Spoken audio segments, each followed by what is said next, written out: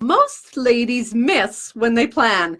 Hey, my dear, I am leadership development coach Kathy Archer and author of best-selling book, Mastering Confidence. Today, we are talking about planning because it's January and that's when most people have decided that it's time to plan. As we jump into that, I'm going to jump into my phone and share this in my Confident Women Leaders group. While I'm doing that, what I want to know from you, whether you're watching now or following along on the replay, is I want to know how cold it is. Today here where I am, we are at like minus 36 or 37, minus 40 some kajillion with the wind chill. And it is darn cold. So share to a page. So I want to know how cold it is where you are right now. So 2 minutes while I share this in the Confident Women Leaders group. Posting. Done. So the Confident Women Leaders group, if you are not in that group, it is a private Facebook group that I run for women just like you, everyday women leaders who long for a different experience of leadership and life and who are looking to create that different experience with a network of other women who are also looking for that. So I've put the link in the notes. You'll find lots of links in the notes today, and I would sure love to see you inside Confident Women Leaders group. Today, as I said, we are talking about the step that most ladies miss when they plan. So let's back up a minute before we jump into this step that most ladies miss. What is it that we're planning? As we dive into January, many of us have already set New Year's resolutions or we're setting some goals, and that's an incredibly important piece in life if you want to grow, develop, and get somewhere. I think what most ladies often miss is they miss the component of who am I becoming as a leader? How am I growing myself, developing myself? What are the skills I'm looking to create? What's the changes I'm hoping to come up with? What is it that I want to learn or change or develop in myself? And so as we're talking about becoming the best version of yourself as a leader as you can be, it's an incredibly important thing to do to set goals. So at the beginning of January, as you look at your goals around, I want to lose some weight, I want to go back to the gym, and I want to save some money, all of those things that are typically in our personal lives, what I also want you to be looking at is I want to develop my leadership skills. I want to become a better speaker. I want to run staff meetings more efficiently. I want to provide more direction, support, coaching, whatever it is for my team. I want to get better at handling conflict resolution. I want to be a better organized person. I want to be more productive. What are the things that you're working on as you strengthen your leadership? And here's the thing, if you want to get out of survival mode and you want to move into that place where you're thriving more in both leadership and life, you have to do something differently. And that starts with goal setting. It starts with going, what is it that I want to see differently this year, in the coming months, in the next week, today? What is it that I want to have a different experience of, and how am I going to get that?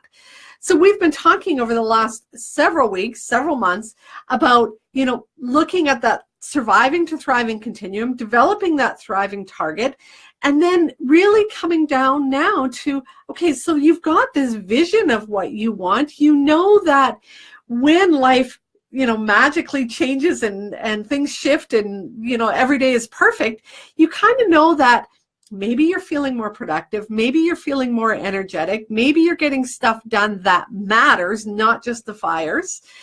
You've kind of got a vision. Now what you've got to do is really turn that into goals, specific, measurable, concrete goals that you can, sorry, I've got a water bottle sitting here that I'm afraid as I knock it is going to fall off. Don't want that to happen. Real clear goals that you're working towards, and then a plan of how you're going to get there. So on my Instagram account today, I posted my certificates from our awards night at Toastmasters this week, and I got the award for best attendance and the award for most speeches given. So what I want and have wanted for the last several years, and that I continue to work on as a goal, is to be a better speaker. That's a great goal. But I then need to go, so how am I going to get to that point? So joining Toastmasters was probably, 4 years ago, maybe the first plan that I had.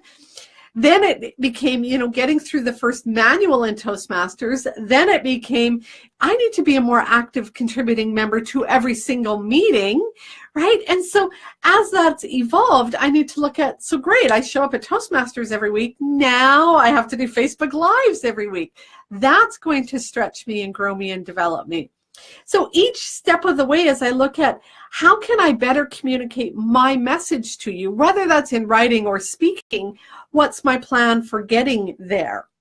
So you might want to be a better speaker in your organization. Maybe you run staff meetings. Maybe you're involved in the community. Maybe you are sitting on boards and you're struggling with getting your voice out there, saying what you want to say and not mumbling under your breath, or, finding that you're repeating yourself. How do you do that? What are the strategies that you're going to use to develop that level of confidence in your speaking ability?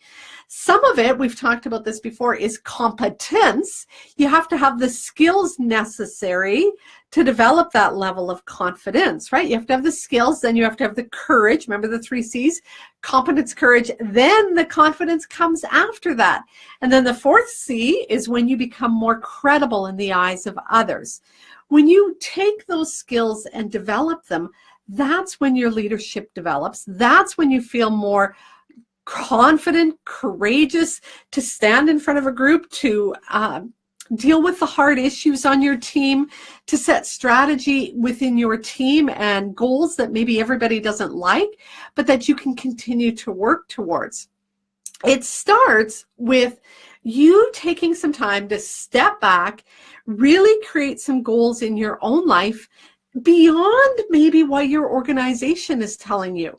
It's great that your organization may be saying, here's what we need you to work on. I'm afraid for many of you as leaders, you don't even have performance appraisals though. But if you have an organization telling you this, that, or the other thing, it's probably only this much of what you actually need to develop inside of you and inside of this sort of increased knowledge that you have that will help you be that confident, effective leader. They probably want you to develop some budgeting stuff, and maybe they want you to learn the new technology that they're implementing, and maybe they want you to learn some information about the new thing that's coming in your workplace, right? Maybe it's a new idea, maybe it's a new technique, whatever. That's probably what they want you to learn. They probably haven't sort of suggested that maybe you need to get clear on your values. Maybe you need to get clear on communicating your values and figuring out if you're aligned with your values. They probably haven't identified that it would be helpful for you to look at some things that trigger you so that when you're in conversation with other people, you don't lose it. Those are some of the things I'm talking about. Could be all of that combined. But if you're going to take this year, find yourself feeling better about yourself and your leadership, moving from surviving to thriving, it starts now with setting goals. So 3 steps we've been talking about to setting goals.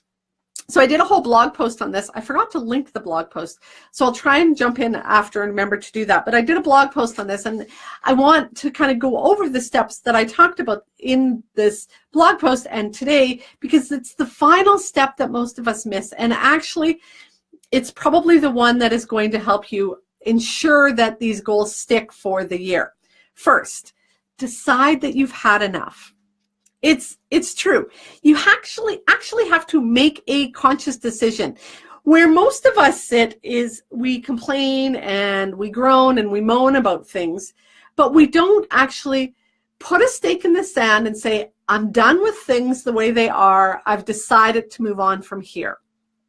And that takes that level of responsibility, being responsible rather than being a victim. It's easy to moan and groan and complain. It's easy to point fingers. It's easy to be the victim. It's a heck of a lot harder to take responsibility. Goal setting and achieving goals is not for the faint of heart. It takes effort. It takes work. It takes time. It takes focus. It takes persistence to get through, above, around what everybody else is doing or saying in your life. So if you want to get clear about setting goals, the very, very first step is to decide you've had enough. One of the things you can do to help with this step is to make a list of all of the things that you've been tolerating. I've been tolerating people coming into my office and interrupting me. I've been tolerating that bringing work home with me at the end of the day.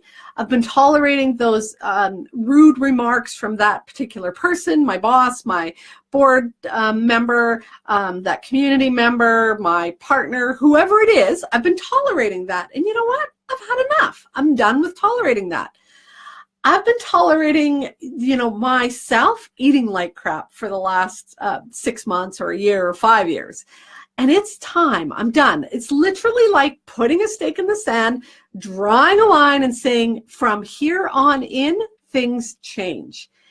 And you really, really have to do that, because if you're not willing to commit, that wishy-washy sort of perspective isn't going to get you anywhere. So make sure that you've done that first piece of committing. So, sorry, I'm going to move to my next page. The second thing you need to do is create your plan. And I've been harping on this for the last few weeks. You need to know how you're going to achieve that goal. It's great if you've written that goal down. It's great if you've got a deadline attached to that goal. But if you don't know how you're going to achieve that goal, it's going to be pretty hard to move forward. So you need to look at, okay, so I want to have more efficient staff meetings. What does that look like first? Get clear on what a more efficient staff meeting looks like. Maybe you'll be prepared ahead of time and actually have an email out to people so that they know what's on the agenda. Maybe you will ask people what they want on the agenda. Maybe you'll be delegating more. Maybe the meeting will be shorter instead of longer. Maybe you'll be having them. What does it look like? And then how are you going to achieve that? Well, part of that might be that you have a plan to schedule time a week in advance on your calendar to do some planning. Maybe you develop a form that you're going to use. What are the things we're following up on from last time? Who was responsible? Have I checked in with them? Maybe you've got a system with checklists in place. I know some of you are checklist lovers, so maybe that's what you've done. Maybe you need to do some research on what's the best way to have a staff meeting. I mean, why are some people having standing meetings? Because that's really popular in many organizations. They don't actually even sit down. They have a standing meeting. What's different about that? Why is that kind of a cool thing? So maybe you need to do some research. Maybe you need to get the feel from the team. What do they want? How often do we currently have staff meetings? Does it feel like enough? What do you want at a staff meetings? That's the plan I'm talking about. You need to develop that plan. And how are you going to do that, right? It's not something that you can just sort of say, yeah, I'm going to figure this out sometime between now and March. When are you going to figure it out? What are the steps? Which things do you need to do first? Obviously, if you're going to get feedback from your team, you probably want to do that before you develop the checklist, right? That's a plan. So create that plan. And what you're looking for is those 3 questions that we've talked about a zillion times. Where am I now? Disorganized staff meetings, maybe not happening enough. Where do I want to be? Organized staff meetings that happen consistently. What do I need to do to get there, right? What's the feelings I want at the end of a staff meeting? What do I want people to walk away with? How am I going to generate those feelings? What do I need to do differently, right? Those are the things you need to do in that plan. Where are we now? Where do we want to be, or where do I want to be?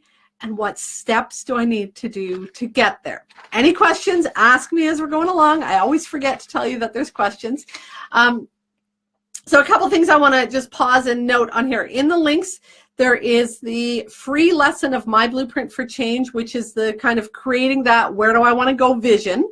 So you can go ahead and get that. And when you get the guide sheets and you click on it, you get an email.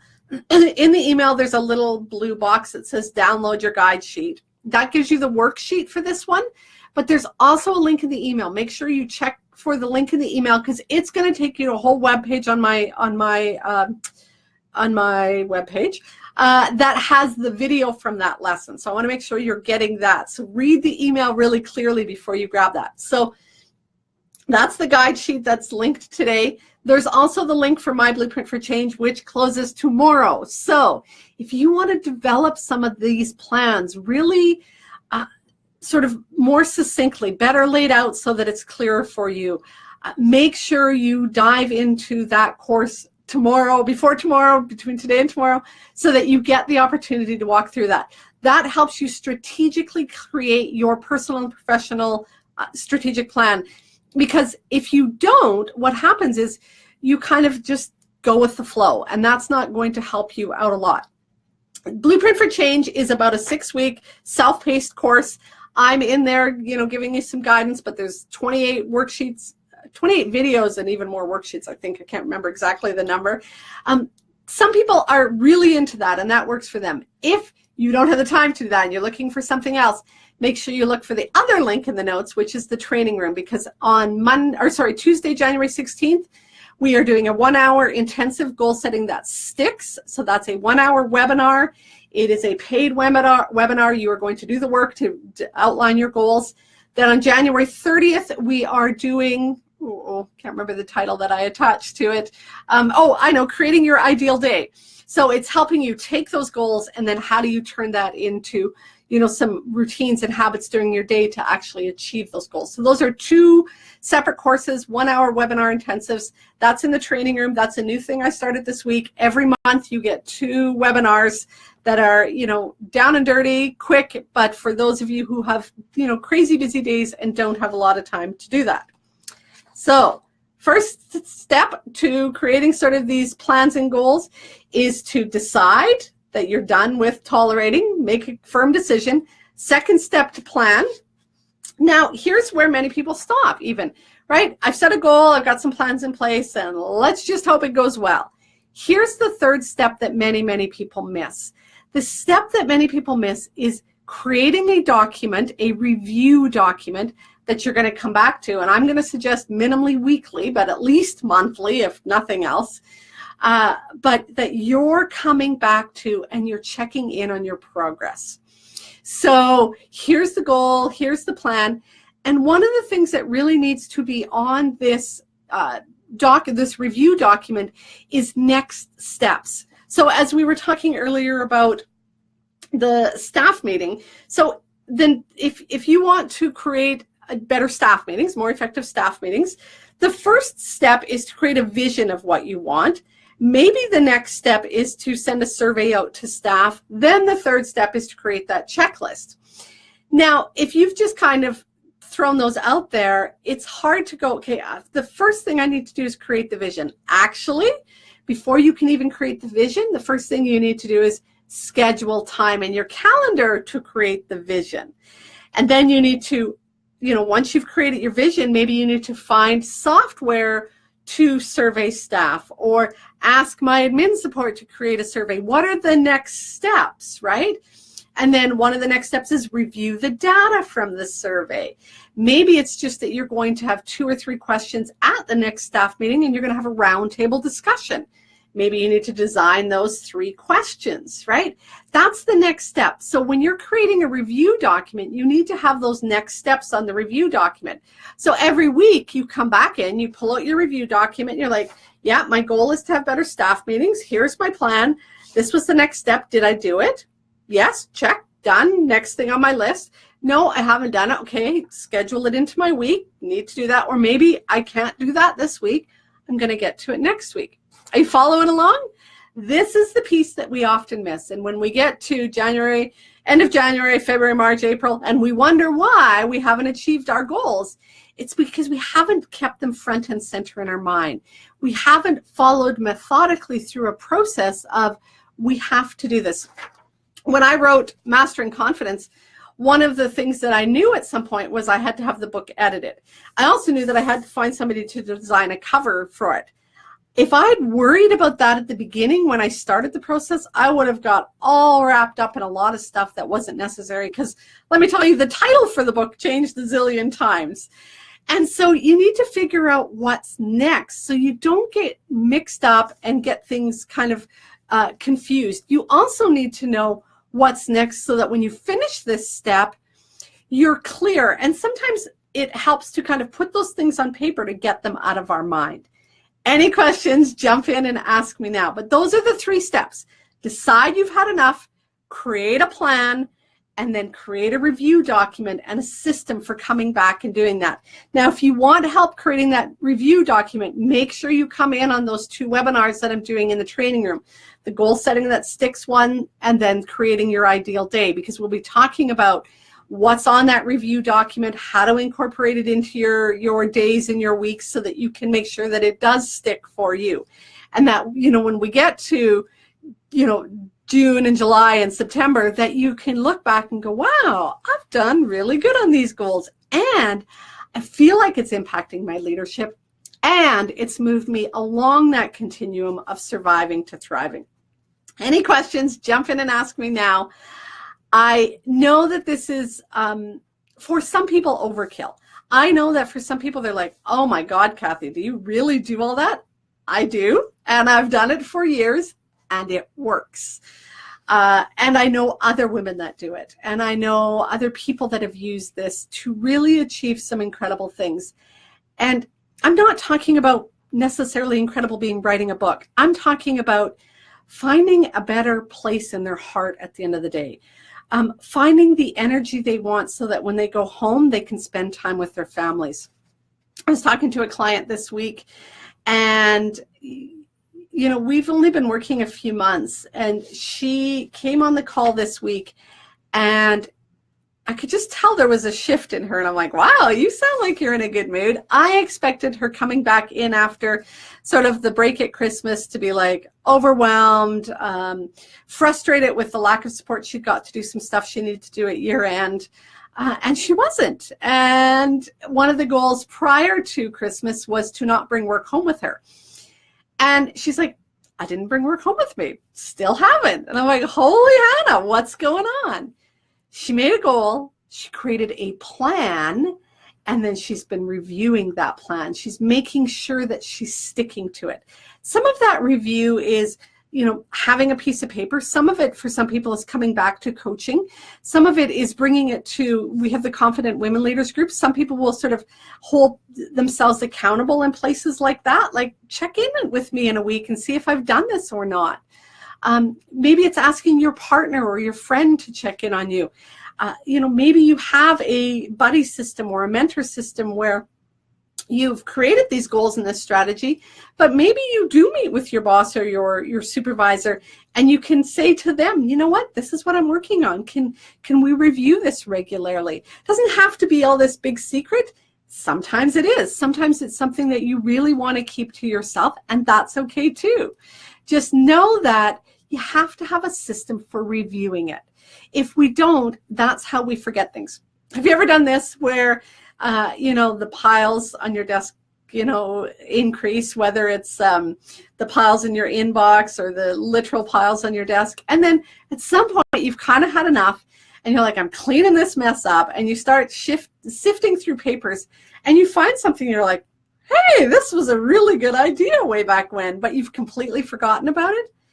That's because you didn't have a system in place to make it happen. Right? That's why things like the Fitbit and tracking the Fitbit on an app on the phone are really helpful. It's the tracking system. When you go lose weight and you sign up for Weight Watchers or something like that, you weigh in every week. The tracking system, that's what you need to create, is your tracking system. Any questions, pop them in now, because I'm here and ready to answer your questions. If you are wanting to create that tracking system and need help with it, start with the guide sheet that I've included today, the free one to create your vision.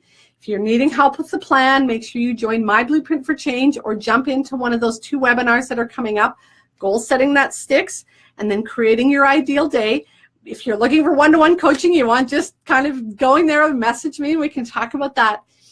Make a commitment, though. If you want to move from surviving to thriving this year, if you really want to make those changes in your life, draw that line in the sand right now, put your stake in and say it's time for things to be different, and do the work to get that difference. Nothing will change if you don't change.